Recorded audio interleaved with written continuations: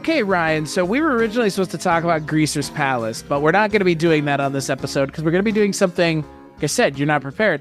I wanted to be doing something a little bit different because, and actually, it's apropos that it's you and I on this episode because I blame you for this. Oh, gosh. I wanted to do on this episode of the Culture Cast. I'm still your host, Chris Stashie, and I've been having a year, folks. If you don't know, now you can hear about it. And so there's been a little bit of an intermittent drag with some of this stuff because other people have been having a year as well. So July has been off to a slow start, but a certain someone by the name of Disconnected, Ryan Verrill, who's joining me, told me earlier this year, hey, why don't you use Letterboxd? Is what you said to me. You were like, you watch all these movies, you never log them. I'm so disappointed in you. And you were like, you need to do a better job. And I was like, okay, fine. So I, on this episode of the Culture Cast, want to talk with you about what you have been watching this year. I wanted to do this because one of the video podcasts that I watch, Red Letter Media, they do about a half year roundup. And right. I have seen a fair amount of things this year that I would not get to talk about otherwise, and probably will never talk about otherwise. And I wanted to talk about them with you because there are some things on here that I'm sure I'm sure that there are some things that you have watched as well this year that you probably would not get a chance to talk about either anywhere else. So other than a couple sentences, yeah, right. Like, yeah, I liked this, or it was fine.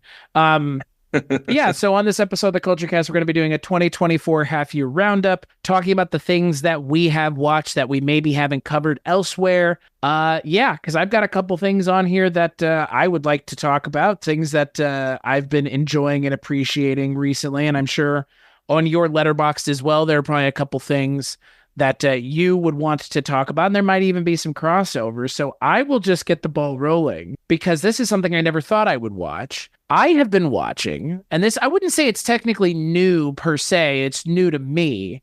How do you feel about the Fast and the Furious movies? I'm fairly ambivalent. I think I've seen 3 of them. Which 3 is the real question, though? The first one, and then the second one, and the 5th one, I believe. So the 4th, 5th, and 6th one are like all feel the same. 4th, right. 5th, 6th, and 7th all feel the same. And then 8 is Hobbs and Shaw, and then 9 and 10 are their own, like, John Cena, Jason Momoa. So you've seen 2 of, like, the OG ones, and then one of the, right. They're trying to turn them into a heist movie one. Yeah, it's a fucking weird franchise. I am 3 movies away from finishing it, so I haven't seen Hobbs and Shaw yet. I think we just watched the one where Paul Walker is no longer in it. So the one post him dying. Isn't Hobbs and Shaw completely different than it's attached to the franchise? That's Fast and the Furious 8. I thought that was called Fate of the Furious. No. I guess that's Fast and Furious 8.5. Yeah. So it's outside the numbering, but it's still but 4, 5, 6, and 7 all feel like the same movie because I believe that those 3 movies are also prequels to Tokyo Drift. Yeah. Which is like insanity because Tokyo Drift is the 3rd movie to come out, but chronologically it's 1, 2, 4, 5, 6, 7, 3, I think is what it is. Or something to that effect, because Lucas Black, the small child from the beginning of X-Files Fight the Future, is meant to be playing a teenager in Tokyo Drift. In Tokyo Drift, he's meant to play a teenager, and he's in his early 20s. And then there's a scene in one of the later movies where it's supposed to be taking place chronologically, like right after Tokyo Drift, and he's like a half-balding man. It's just like, you're like an adult now. Don't try to pass yourself off as a teenager. What the fuck? That sentence and part of the discussion started off in a really weird direction, but I'm glad you landed that plane. What, Lucas Black? You know who that is, right? I don't, actually, at least not by name. He's the little kid from the beginning of he's the main character in Tokyo Drift. But at the beginning of the X-Files movie, he's the kid that falls into the hole and gets the little alien goo that, like, changes his eyes. So he's been acting for, like, a while. But he looks like a goddamn, like, grown-ass man when he comes back later in the franchise. But it's technically, like, technically it's a prequel. The Fast and Furious franchise, in terms of their chronology, makes zero fucking sense. But all of that to say, man, they're kind of fun. sort of. I mean, the Yeah, first two are, three are. Beyond that, I'm kind of ambivalent, frankly, at least of the ones I've seen. most people I know that really like this franchise, they have mostly claimed that part five is their favorite, which is Whoa. why I watched that one. I watched one, two, and five, and if that is the best of the bunch for big fans of the franchise, I'm not like Yeah. dying to watch the rest of them. Five, six, and seven are four. It's four, five, and six more, I guess, but maybe even seven. Like they all feel the same, and they're like, "Well, we don't want this to be about cars anymore." And then by eight, or is it seven? Eight? Eight is when they're fighting Charlize Theron on the ice, and she's in an airplane, and there's a submarine, and they're launching nukes, and it's like, what are the stakes of this? All of a sudden, these assholes were stealing DVD players at one point, like Right. VHSs. They were stealing TVs with VHSs attached to them, like VCRs for real. So that's what I don't get about the franchise is like the stakes have never made any sense to me because I'm assuming fate of the 11 or 11, 9/11, what's it going to be called? I don't know. Fast and the Furious 11. I'm just got to have some clever name. I mean, you said 9/11. I was ready to say the Two Towers. The two Fast and the Furious, the Two Towers. They said it's going to be the last movie. So, okay. I mean, I had never seen any of these movies before. And this has been something I've been watching over the last couple months. And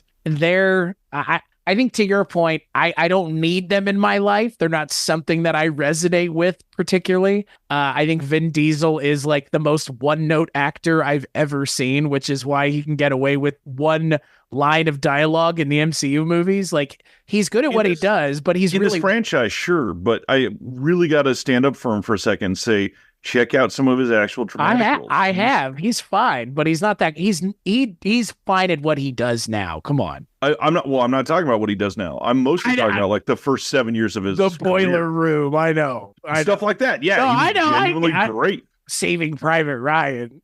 Well, no, he's got a small little part in that. I know. But Vin Diesel is just very one note as an actor in Fast and the Furious. So he's just like family, and it's like, okay. I mean, it's family, and I live my life a quarter of a mile at a time. Like it's fucking. It's until I'm driving cars off of dams and stuff. You know what it is really, and I don't know if anybody's ever said this, but I think this might be a very apt comparison and maybe a moment to pivot away for you to answer about something you were watching on your Letterboxd that you logged. But is Fast and Furious not just Top Gun with cars? It's like this weird homoerotic thing where it's like a bunch of dudes being like vaguely gay with one another, but no homo, bro. The least gay thing we can do is stare at each other longingly while driving our cars.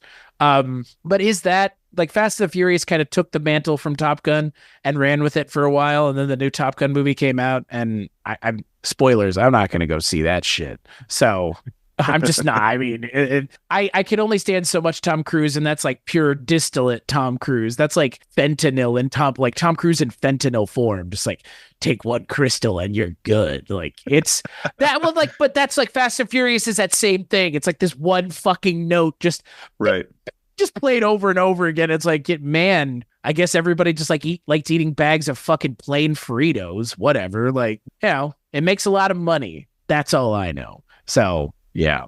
For many people, that's enough. Yeah, boy, isn't it? So, Ryan, what about you? Tell me about something that you may have logged on your Letterboxd this year that you wouldn't have been given a chance to talk about otherwise. Well, on my show, we have for the last couple of years done a big awards focus, and with the Oscars not meaning anything to anybody ever, it's always fun to get wrapped up in the night and discuss things in a very controversial way, like it means everything. No, obviously I'm kidding.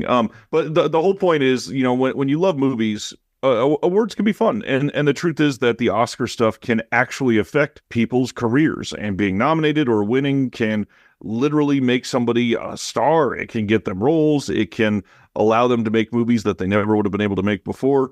And starting in December, usually, I try to catch up on the ones that I missed for the year. I don't ever get all of them, but I really try to hit some of the main ones that I think are going to be up there for contention. And January was like fairly heavy for me for films that I missed in 2023. But in that month, I got to talk about the juxtaposition of watching Poor Things and The Zone of Interest pretty much back to back. And the way that both of these movies were able to pull feelings out of a very crushed society in two very different directions, I think was a really interesting look back on basically the month of December last year. A lot of people were watching both of these and coming out of Poor Things feeling invigorated and like, wow, movies are here. And Yorgos Lanthimos is this sumptuous, visible, artist that we can go see some of his films and get lost in just the beauty of it. And then like a week later, people are going to see The Zone of Interest and walk away going, well, what is life and why are we here? Because this is depressing. And both of these movies captivated me in very different ways. One big thing that I got to say that I don't think I've mentioned on your show, but I'm very interested in how all of a sudden we are seeing this change, at least in my opinion, in a very new focus on like the soundscape of movies. I think we're coming into an era where the audio means a lot more for these films than they did for years. It seems like every year we're getting about 5 or 8 movies that I walk out of going, the audio alone in that movie was technically impressive. And last year we got a handful of those. One that really surprised me was Talk to Me. That movie was good, obviously. A lot of people loved it and thought it was one of the best of the year. I wasn't as high on it, but I still think it was very good. However, the Not audio that high, huh, bro? Look, we know that. the audio portion of it was genuinely one of the most impressive audio tracks of a horror movie that I've seen in the last couple of years. It was fully all encompassing. It was something that you can get lost in, and some of the more cosmic scenes in that film really grasped into different parts of like your ear and just scratch something that most movies can't. And The Zone of Interest in particular, I really wanted to point out, was great with its soundscape. The audio in that movie is meant to be one of the most terrifying aspects. And I think Glazer hit it out of the park with that film. Likewise, so did Lanthimos. I think both of those two movies were great, but it felt like an interesting moment in January and into last year into December when people were watching both of these finally and being super happy and then immediately super sad. And it's such like this very like zeitgeist feeling moment where we're all kind of going through that over these last couple of years as we're every other week, living through a once in a lifetime moment. That's true. And plus, to be fair, I think the other thing that Zone of Interest and Poor Things have in common, both very horny movies. Oh, extremely. Yeah. If you don't get hard while watching Zone of Interest, there's something wrong with it. Yeah, Christ. Brother, the fact that you took it that extra step further is just, oof. What a gas. You started that part. What a gas, they would say. I haven't gotten around to seeing Zone of Interest yet, but that's only primarily, I would say, because I haven't gotten through all of Jonathan Glazer's other stuff yet. So I know that it's not the easiest one to watch for obvious reasons. One might wonder why. Concentration problems? Yeah, concentration camp movies don't exactly scratch an itch that I just randomly am having. But some of his other stuff does. And Yorgos Lanthimos is a director who I finally have gotten around to seeing one of his first things, Killing of a Sacred Deer, which I enjoyed it. I mean, I completely understand why some people were like, what the fuck is this movie? I don't think a lot of people avail themselves to create a Grecian myth film in modern day society, but that's what they ended up doing. Because the story obviously takes a lot of influence from, oh God, I can't remember it off the top of my head, but it's either Greek or Roman mythological story about the titular killing of said sacred deer. Right. Which I'm impressed by that Yorgos Lanthimos was able to land that, because that was probably the most impressive thing about the movie is like, who the fuck is doing this in like the last 10 years other than this guy? Right. Yeah, Zone of Interest and Poor Things are definitely on my list to get around to. And they were the more of the, speaking of the Oscars, they were two of the more interesting things coming out of the Oscars this year. Like, for sure. I don't know how to put this, but like, does anybody even remember that Barbie came out at this point? Does it feel like Barbie just like kind of came and went and has had no sticking power whatsoever? I will disagree with that fully. But I'm not saying I'm asking. I'm not stating that. I'm just asking, like, is it still part of the pop culture conversation? Oh yeah, the Is fact it? that there are still memes being made about it every single day shows that it was a lot more staying power than that. Okay, I must just be missing those memes. I'm not like dragging Barbie or anything, but like I don't know.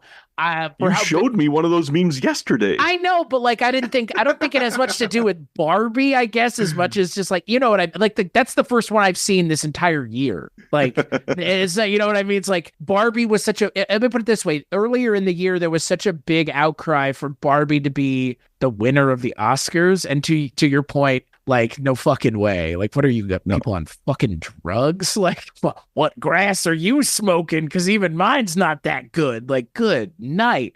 I enjoyed Barbie, I think, probably as much as you did. Doesn't It's a mean very it good movie. doesn't mean it needs to win an Academy Award for Best Was not Picture. deserving of maybe any of them. I could have seen a couple of the technical ones, perhaps. I mean, I like Greta Gerwig just fine, but that kind of movie would have won an Oscar in like 1975 for direction, but it's not going to win an Oscar for direction in 2024.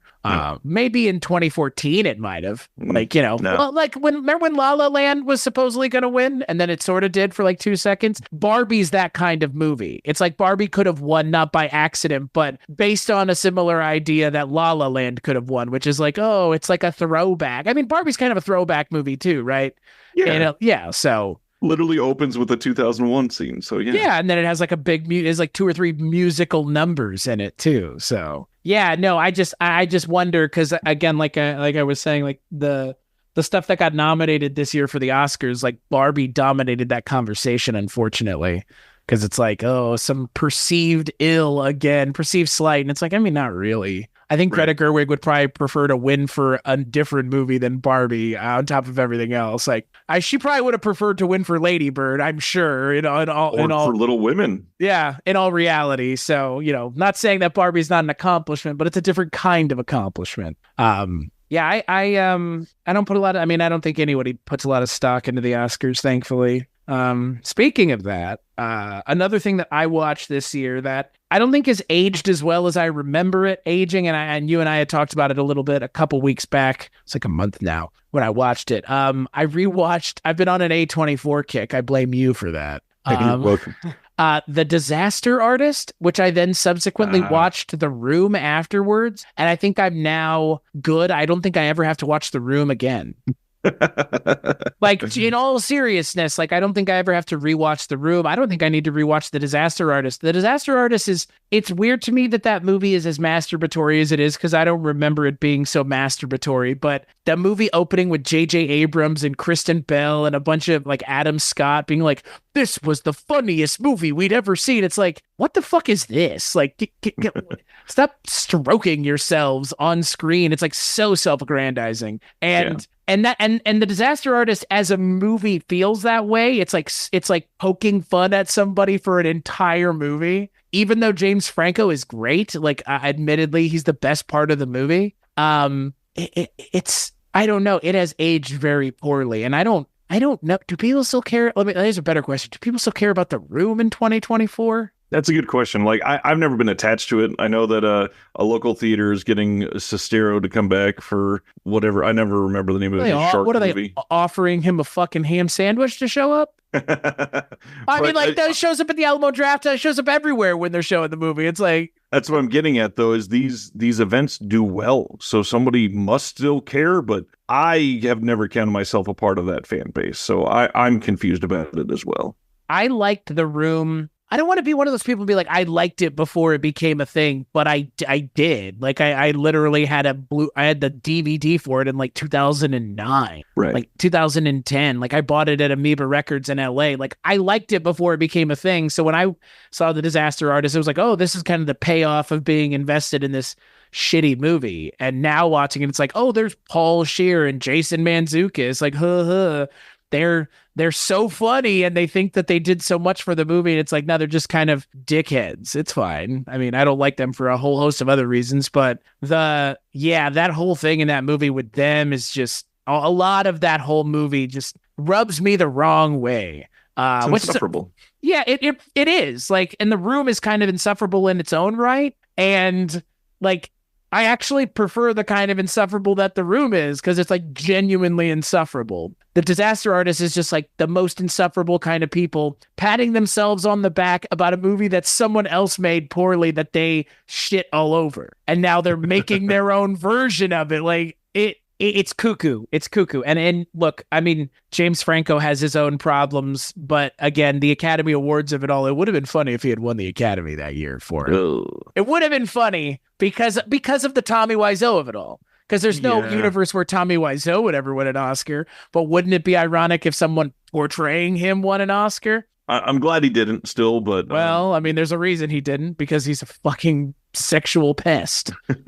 That was the Well, year that came out. That came out during that whole run up, right? That's why I he think it didn't came win. out because of that. Yeah, that's why he didn't win, best I could tell, because he was like a front runner, because it was one of those like Hollywood stories. Yeah. Yeah, they love a good story in Hollywood, don't they? God damn it. Always about the drama. Yeah, so speaking of stories, roll me another one from your Letterboxd, fella. What else you got? I am gonna kind of cheat again and bring up two more that I've been meaning to watch for a very long time. One of which is You could say 2, 3, or 4. I don't give a shit. What is it? Don't say more than one now. one that's very close to me that I should have seen a long, long time ago, and then one that has been on my list just for ages. And because I'd never seen anything else from the director, it was never like I feel really compelled to go watch this. But I'm glad I did. So the one that I should have seen, probably the year it came out.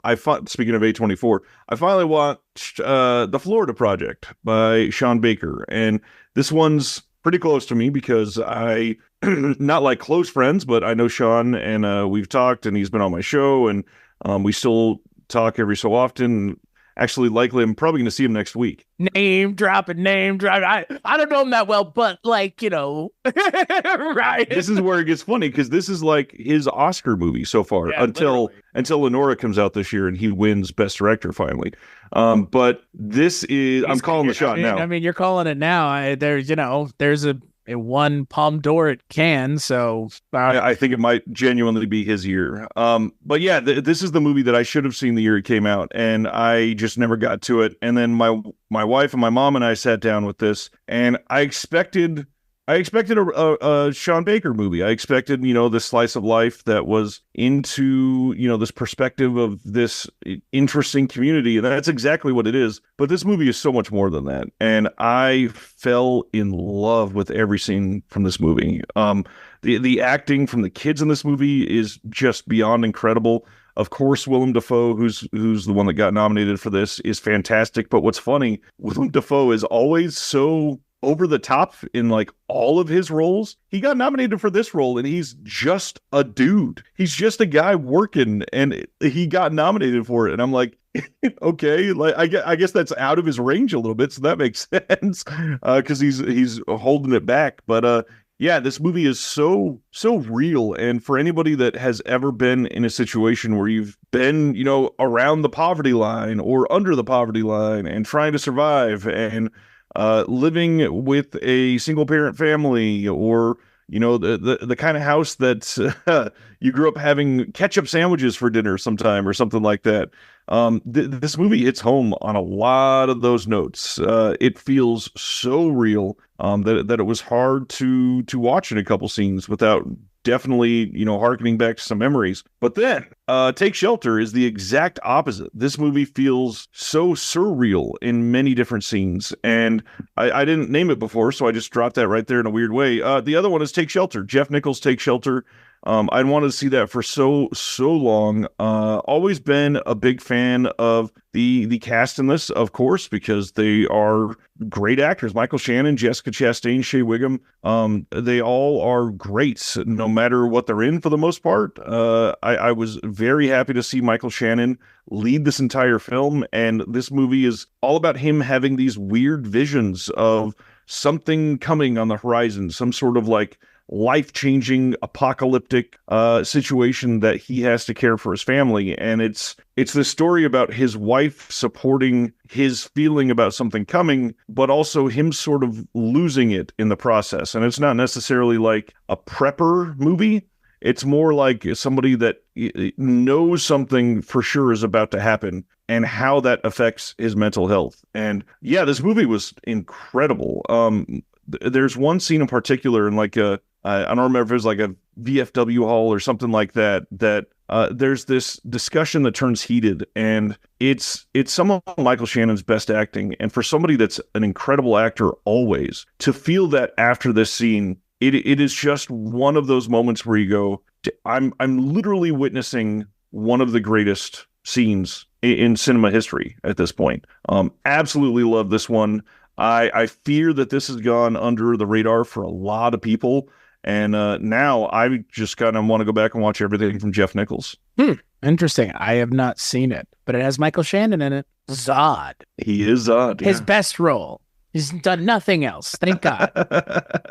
My favorite, my favorite random Michael Shannon role is my son, what have ye done? A Werner Herzog movie based on a play. It is not good.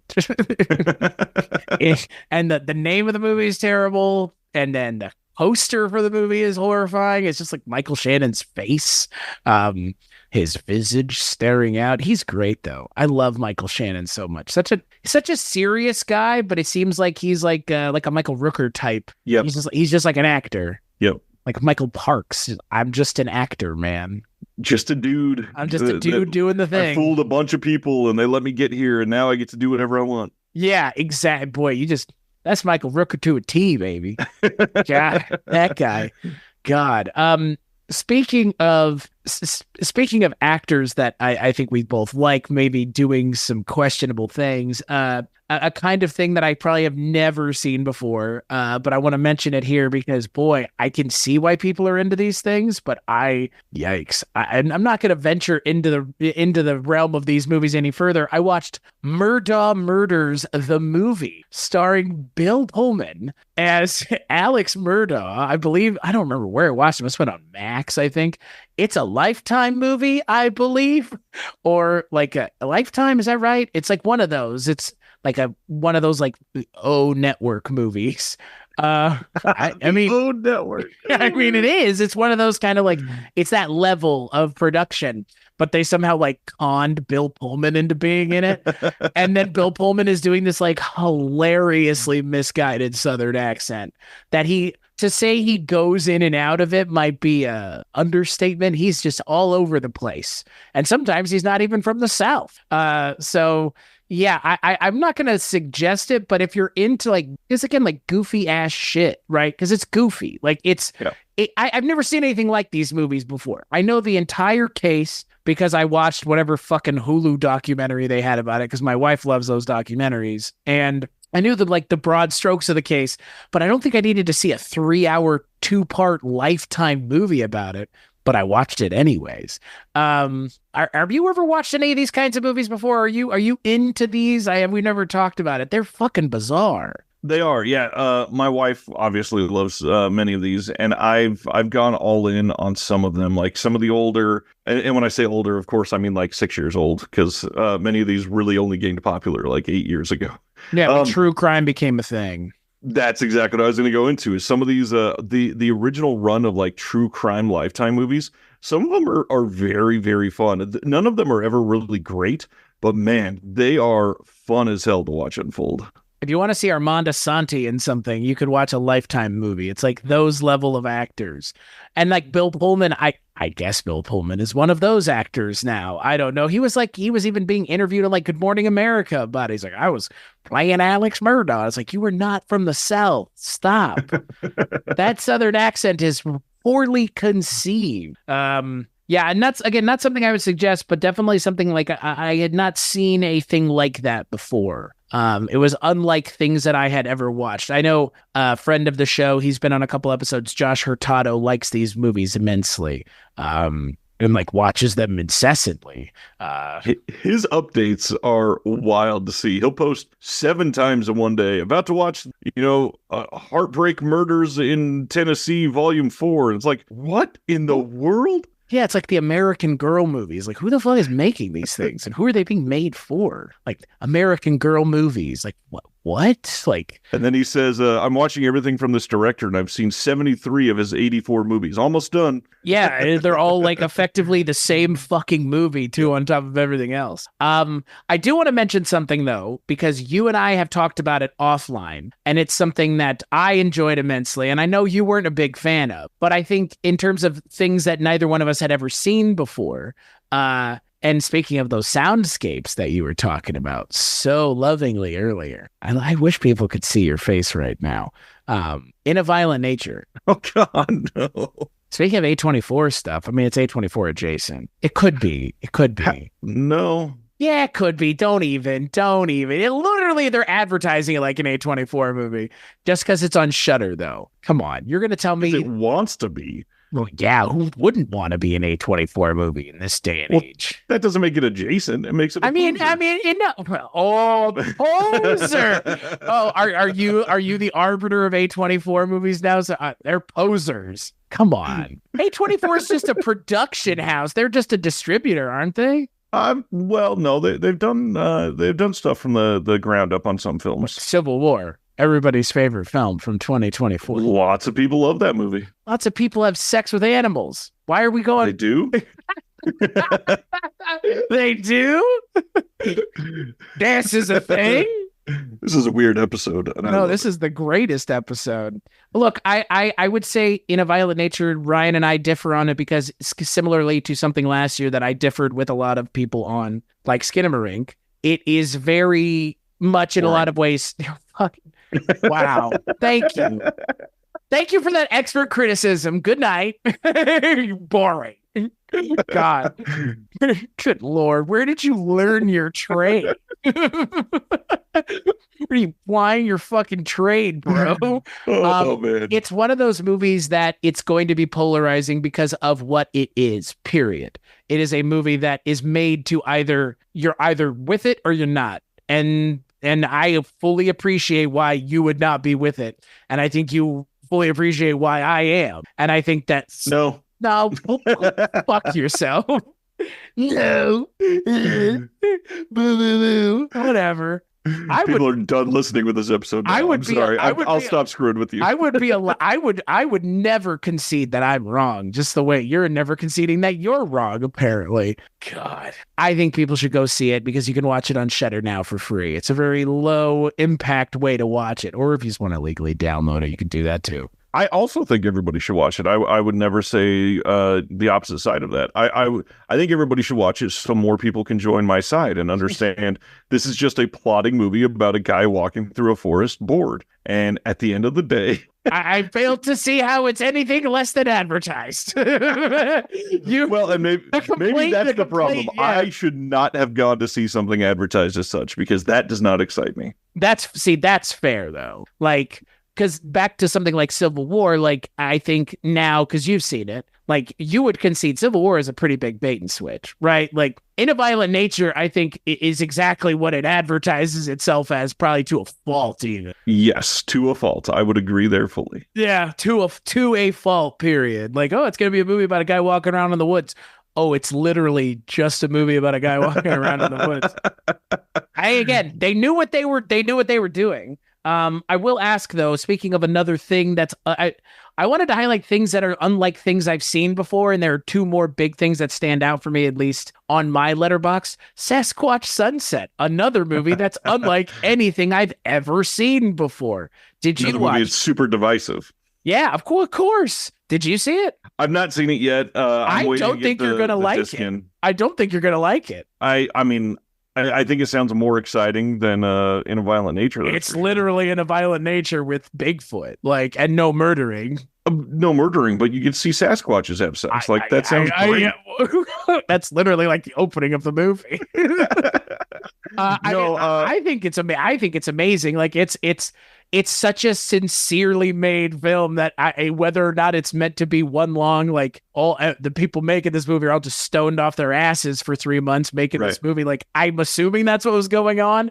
They're like taking the fattest fucking bong rips in between shots because they're all in these Bigfoot outfits, but it's unlike anything I've ever seen, ever, frankly, other than like a fucking nature documentary. And I mean, that sounds great. right? I gotta admit, that sounds way more compelling than In a Violent Nature to me. But it's the same problem, though, for I think people that are going to not resonate with either one of them. It's like Oh, for sure. it's just boring, quote unquote, or nothing happened. And it's like, I mean, yeah, but that's kind of the point in a way. Like it's Sasquatch Sunset, it's fun. It's similarly, like you said, similarly divisive because it is so much its own thing. And its own thing is not a thing I think most people have ever seen clearly. So That's true. what about you? That's- What's another thing on your list? Another thing on my list, one that I will praise you for pushing me to watch this year, that I am very glad I did. Speaking of silly, something that you just mentioned a minute ago, how silly is it that everybody judged Rob Zombie's The Munsters before it was released and called it pure shit when this movie is literally a masterpiece? Yeah, I know. I was part of that for like a minute, but then I've redeemed myself by being a pretty big champion of the movie since it's come out. So it's one of those things where I mean, I get it because the trailer was fucking trash, but Yeah, that's they should have Universal's given it. fault. That's not Rob Zombie's fault. It looks like they should have given it another week and got that trailer actually fixed before they released it. They probably had a deadline for it, and the trailer didn't deliver. The good thing is the movie doesn't look like that at all. The movie looks amazing. They did everything they needed to on the color correction. They did everything they needed to with the acting. Everybody nailed their parts. The story is fun. The music is great. Like everything about it. If you mod it, like barely liked the Munsters ever in your life, this is something that you watch and go, well, damn, like this is really, really great. It is very close to the feeling that you get watching the original, and everything about it was just like it was a universe I could live in for another 2 or 3 movies, but we will never get that because everybody turned their back on this thing. And it's a shame because I have a feeling literally more than 80% of the people that are calling it shit never watched it. No, they didn't. And I mean, similarly to yourself, like there was a reason why, because it's a preconceived notion based on what it looked like before it came out. Exactly. And whose fault is that but Universal's and like nobody else's? So yeah, I mean it's the best. I think it's the best thing Rob Zombie's ever done. That's not his. Well, it is his own idea, I guess, but sort of, but not really. In a way, yeah. Yeah. It's more an adaptation of things than I think Halloween was. He did a lot more with Halloween than he did with the Munsters. The Munsters movie is a very on the nose, even traditional, like it's like an episode of the Munsters, really, just kind of done up a little bit more extravagantly. I'm with you. I think we've watched a lot of stuff this year for Film Foundations. I'm realizing that looking at my list of things, but a lot of the stuff for Film Foundations, I already liked it immensely, so it's not logged on my diary on Letterboxd, which I guess is for new movies or new things you watch, because I've also gone in and rated a bunch of stuff on Letterboxd, but that's not showing up the same. I was actually thinking you were going to mention another thing. I don't think you've seen it, but I would love to do an episode on it, but I don't know if I ever will. So hopefully at some point down the road, I'll get to be on Mike's show about it. I have never seen a movie like Hundreds of Beavers. I just watched that this week. And so good, right? Speaking of movies that like you can literally say nothing happens, the movie is so freaking perfect. Like every single scene, it's beautiful to look at. It's silly. It made me laugh out loud so many times. It is so good. Yeah, Guy Madden meets Looney Tunes is like really where it's like Yep. I the amount of respect that I have for the people that made that movie, it's like the Wizard of Time and Space is really what it is. It's like it's in that same vein of like, sometimes some people just have a fucking something in their craw that they're just like, I want to make this fucking thing, this weird thing. And then that weird thing ends up resonating with a lot of people. I think Hundreds of Beavers might be the best thing I've seen this year. It's up there. Like it's an impressive piece of work. And the fact that it's an hour and a half long and it is entertaining the whole time and it never drags. And by the like halfway point, it essentially becomes like watching someone play a video game is kind of what it feels like because it operates off of video game logic. Yeah. Hundreds of Beavers is I mean, again, similarly to In a Violent Nature and similarly to some other things we've already mentioned, like if you watch it and you're on board with it and you get it, you're going to enjoy it. If you watch it and you're just like, what the fuck is this? Don't keep watching, because it's like, if you sit down to watch In a Violent Nature and in the first 15 minutes you're not on board with it, turn it off. I'm not kidding. Right. And I would say the same thing about Hundreds of Beavers. Like, if you're not into it in the first 15 minutes, I don't think you're ever going to get into the movie. Like, same with like Sasquatch Sunset. Like, if you watch that movie and you're not into what the movie is selling 15 minutes in, it is perfectly acceptable to turn it off, because it is never going to show you its hand, because it's already shown it to you. It's showing you its hand right now. There's no M. Night Shyamalan level twist here. There's no scrunts, is what I'm talking about. God, that was a choice that you made on your own, my friend. No, you might be the only person in 2024 who's watched Lady in the Water.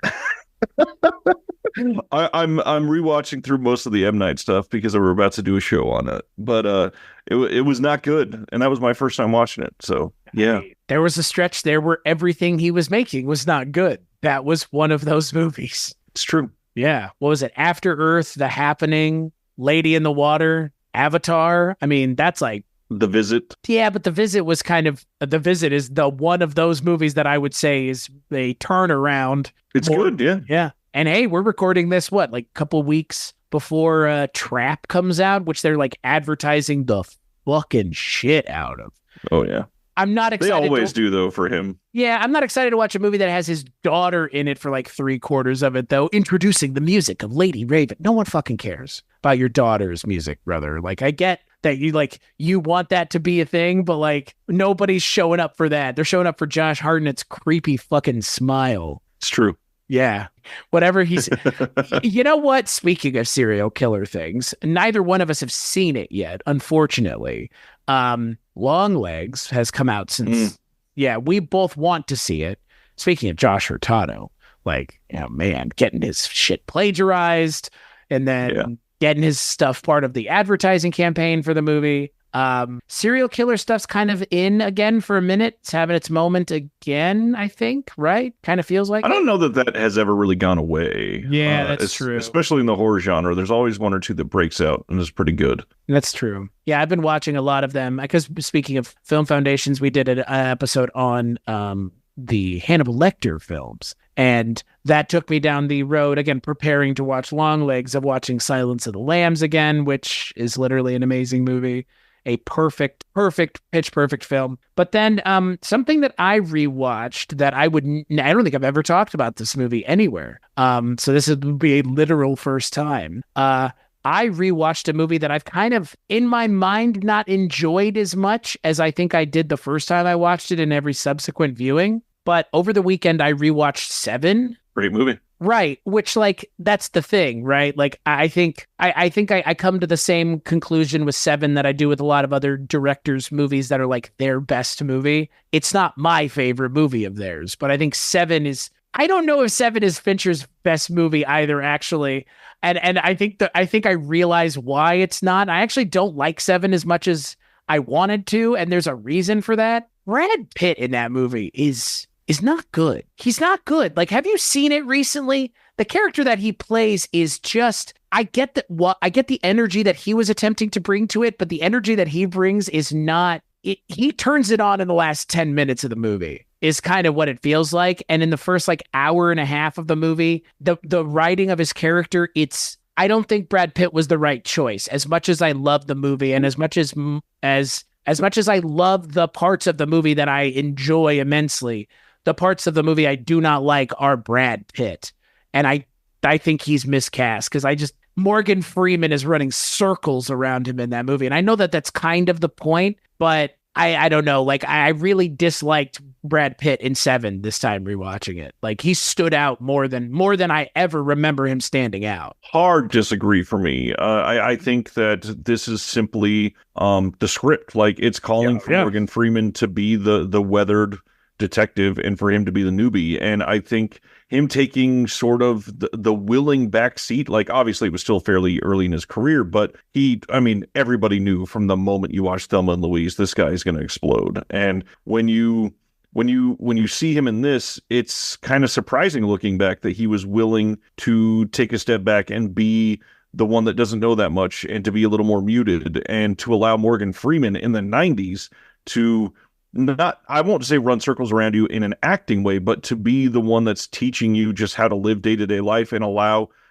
Brad Pitt to be literally like the vulnerable character throughout the entire movie, I think is the great aspect of it, because it's not I don't think it's a storyline that we would get in this way in 2024. We've turned too much towards like the pretty character actor in this has to be the one that is getting all of the attention and coming out strong, which is just bullshit, obviously. I don't, yeah. I mean, I understand why you're disagreeing with me. I think it's one of those things with Seven, though, at least on my, like, literally watching it 2 days ago, just something about that energy that he has in the movie. I think it works towards the end, but at the beginning, like, there's something about what he's doing. And like, I get that he's trying to be like abrasive and he's new to this and stuff, but I just don't think Brad Pitt was the right choice. But I understand, again, like, it's kind of became a big deal for him because also it was a pivot to serious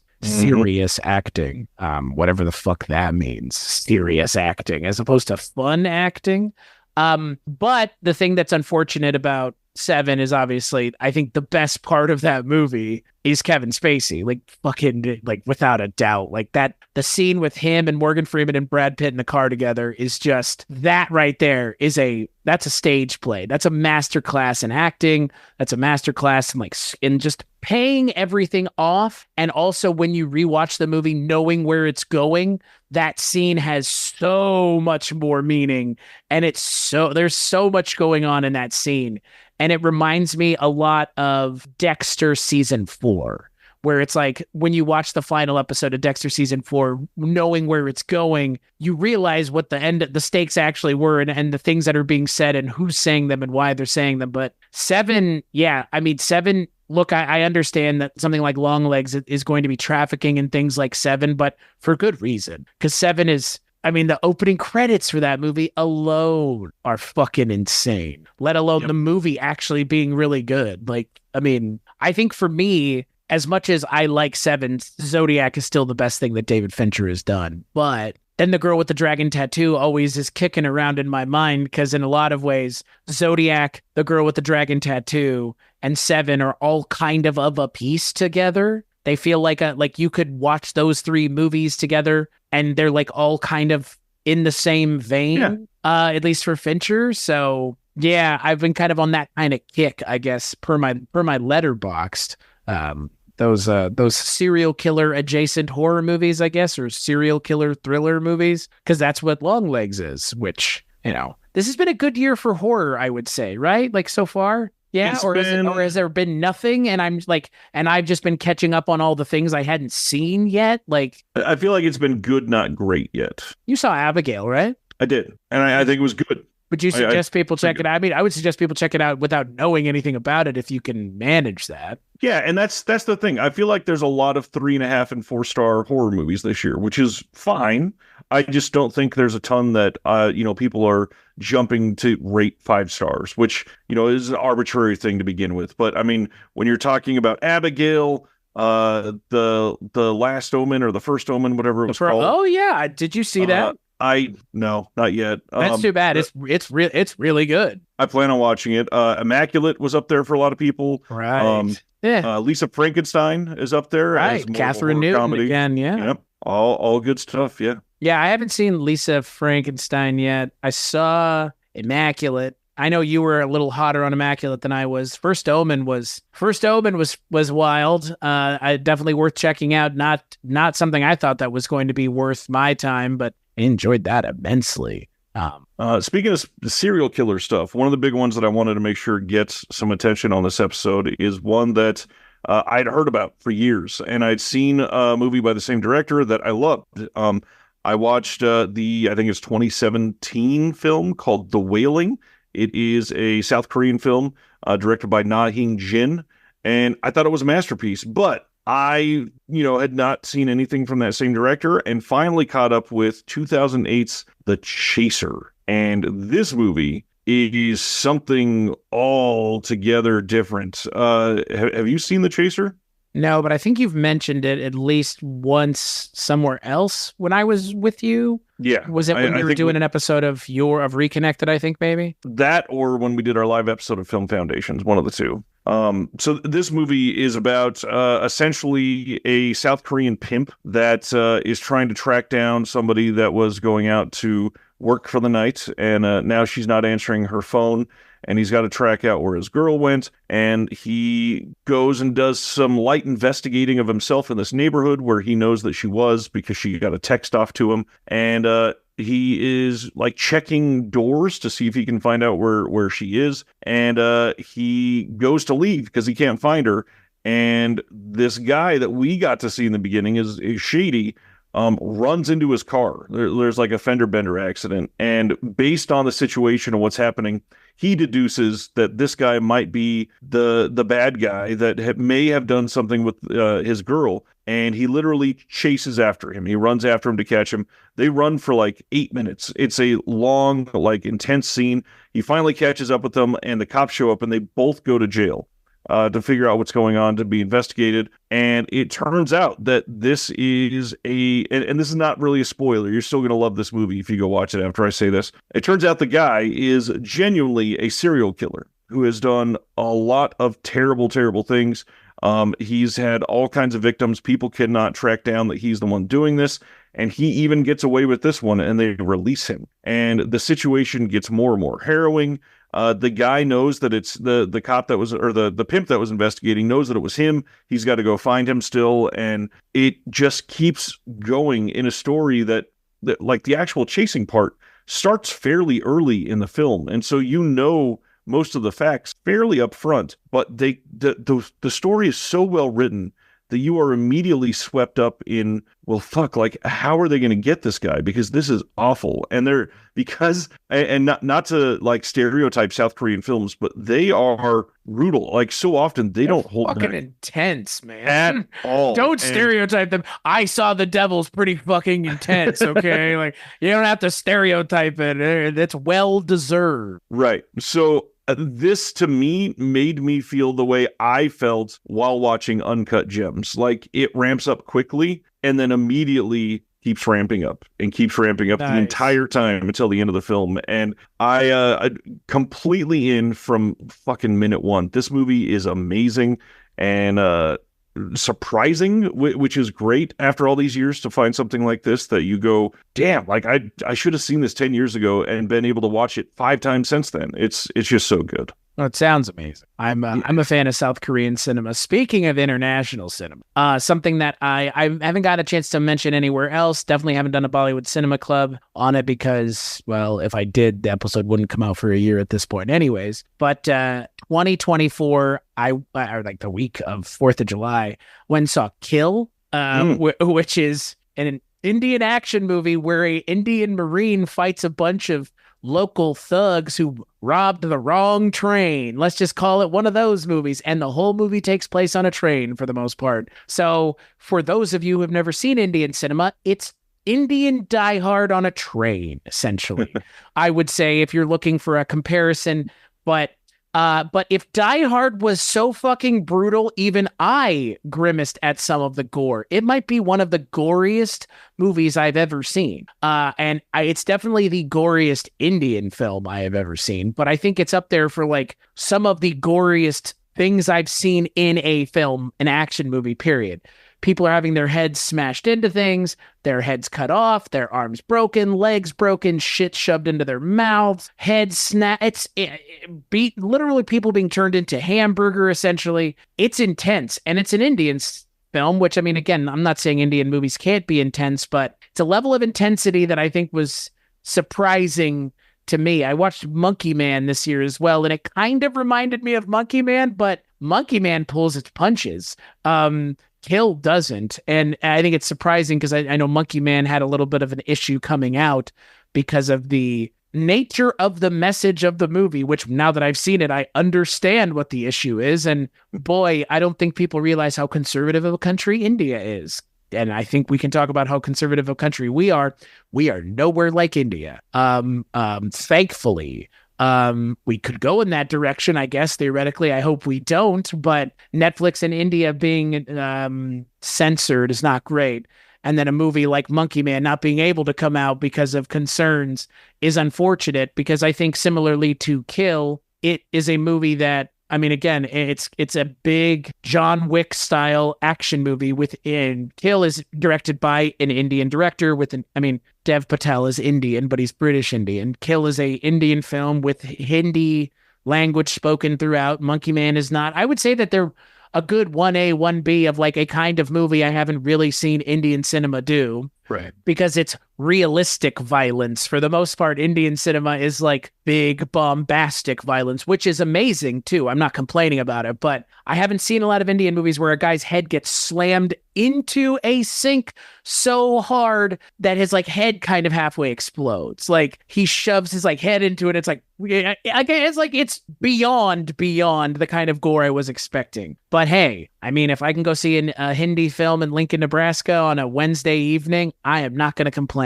But if you are able to see it, I think it might still be in theaters. It's worth checking out, but definitely watch it when it's on streaming, because I'm always sitting here championing Indian cinema and looking for ways to get people into Indian cinema without having to do a lot of legwork, and a movie where there's not a lot of dialogue because it's a guy just murdering people, but when the dialogue is spoken, it's in Hindi, I think is kind of an easy entry point. And I know, because Ian Davison, otherwise known as El Goro, and I were joking about it on Facebook, there are no musical numbers. Not at the beginning and not at the end and not in the middle. So if that's something that you don't want to see in Indian cinema for whatever fucking reason, I couldn't imagine why, because you don't like fun, then that's a thing that's also there. So it's a little bit more of a contemporary filmmaking take as well, because they're still doing music in Indian cinema, folks. They're not going to get rid of it, because that's part of it.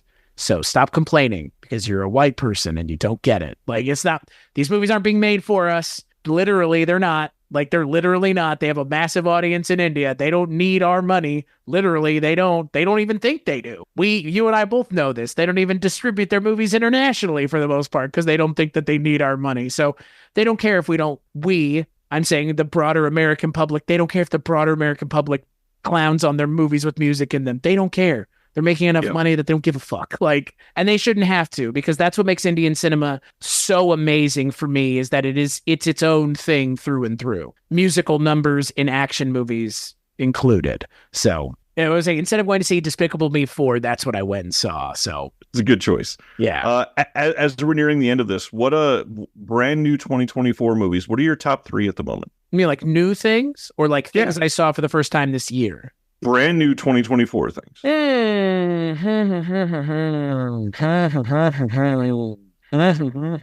So I don't think, in no particular order. Okay, in no particular order. Because again, I you didn't say rank them. You just said what are the top 3, or you want me to rank them? I do, yeah. Okay. Well, again, are you wanting me to rank them just cause? Yeah, why not? So I would say from 3 to then 2 to 1. I would say 3 hundreds of. I was gonna say hundreds of beavers 3, but I think 3 is got to be Sasquatch Sunset. I think 2 would be In a Violent Nature, and then 1 would be Hundreds of Beavers. I am not joking. I think it's the best thing I've seen this year. Wow. It's a lot of fun. Like, it's so unlike anything I've seen. Like, agreed. Like, and that, again, like, so is Sasquatch Sunset, so is In a Violent Nature, but I think of those 3, Hundreds of Beavers is the one that's like, I'm gonna go back to frequently. That fucking song has been stuck in my head. The Applejack song has been stuck in my head since the first time I saw it. Like, it's such a thing that I didn't know I needed, but now I have it, and I'm so glad I can watch it whenever I want. Again, like, I don't even want to tell anyone what it's about. Watch the trailer and you'll see what it's about. Look at the poster. Like, it is Looney Tunes, literally. Yeah, it's a guy having to kill a whole bunch of beavers because they destroyed his Applejack factory. That's what the movie is. And it's a bunch of people dressed up like beavers in their like Temu beaver suits, which they then had to attach giant, bigger teeth to because apparently they didn't like how small the teeth were, which is actually, it's so crazy. What about you? Top 2024. 3 ranked as well, clearly.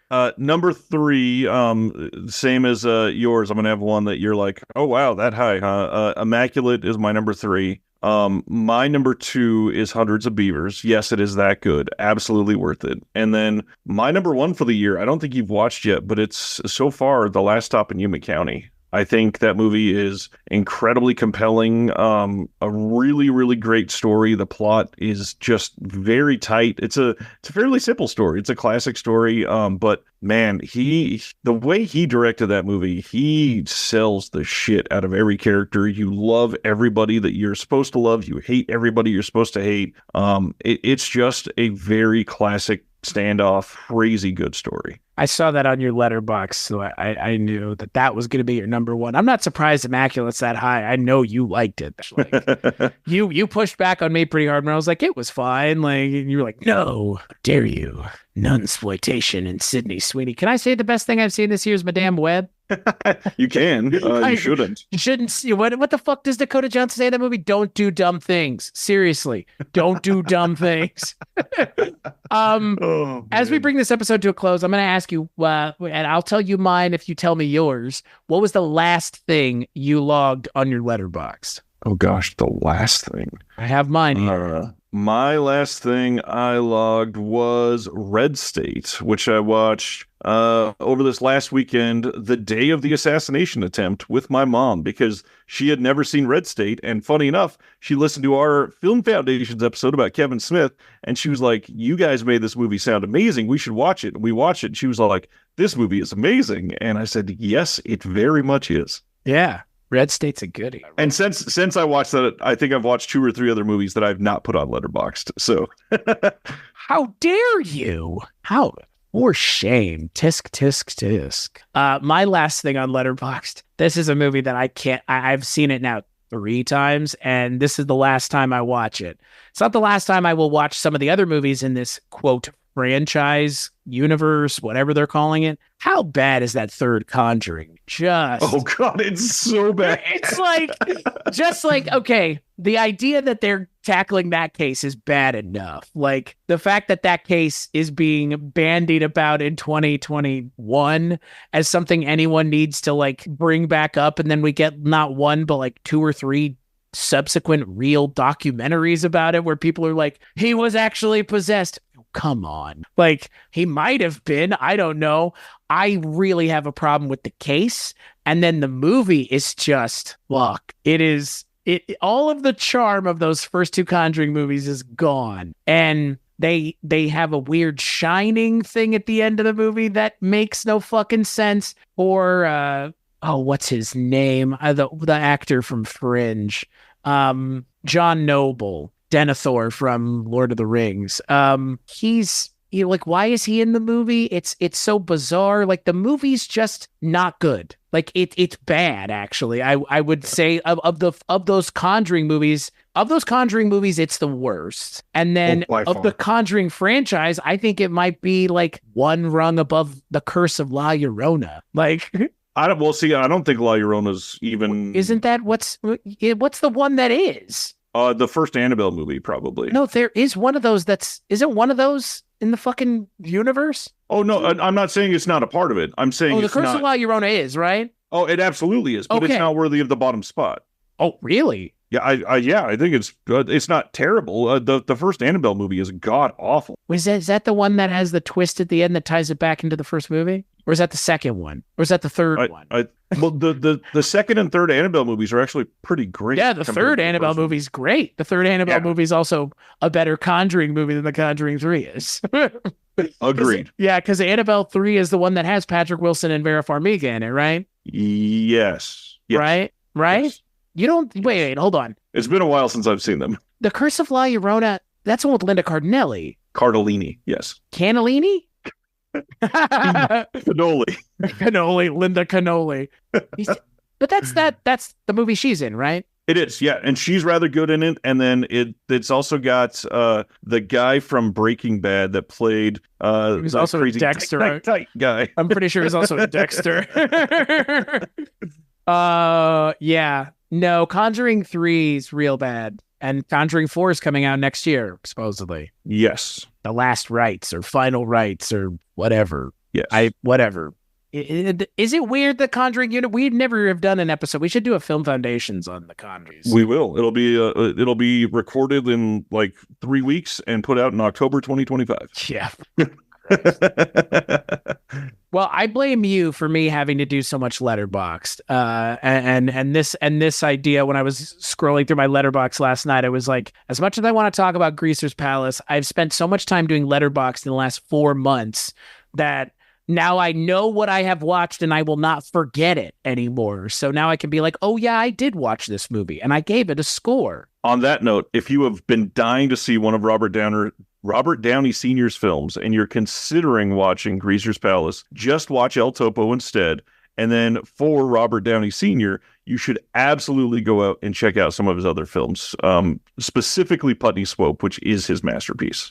Yeah, Putney Swope's great. We haven't done the episode on it yet because it got rescheduled, but that's the good one. Yes. The best I can tell of all the ones that I've seen. So, yeah, there's a kind of a reason. To your point, El Topo or no, El Topo is the better of the two. Ryan, when you're not here joining me on the Culture Cast, where can people find you? Everywhere on social media under the name The Disconnected or someone's favorite productions or Film Foundations, or you can check out the Physical Media Advocate, which is a magazine that I put out every 30 to 45 days. It's available on Amazon and a handful of retail stores. It's all about cinema and physical media. So if you are just into movies and not necessarily into the physical aspect, there's still a lot in there for you to enjoy. Check it out. Yeah. Yeah, and I write in it from time to time. So it's true. That's the thing. You want to read my writing. I mean, I don't know why you would want to explicitly do that, but you should check it out anyways, because Ryan has gotten me more into physical media than anybody else I know in the last decade plus.